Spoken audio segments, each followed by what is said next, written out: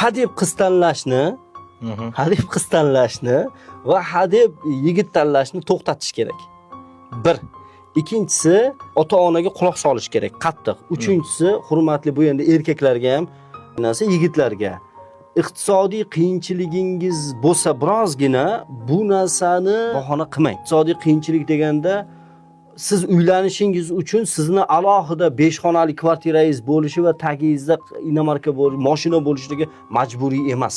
O'sha uylanganingizdan keyin ro'zg'oringizni tebratadigan darajadagi rizqga sabab bo'ladigan kasbni qilayotgan bo'lsangiz bo'ldi.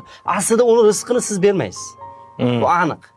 Mehnat qilyapsizmi? Uylaning. Alloh taolo nikohni fazli bilan sizni boy qilib yuboradi. Juda ko'p odamda buni isbotlaganmiz. Ikkinchisi, qizlarga tegishli, hurmatli qizlar, siz qop-qora tahoyi mingan bu anu millionlar haqida gapiradigan, dollar ko'tarib yurgan shahzodani kutmang.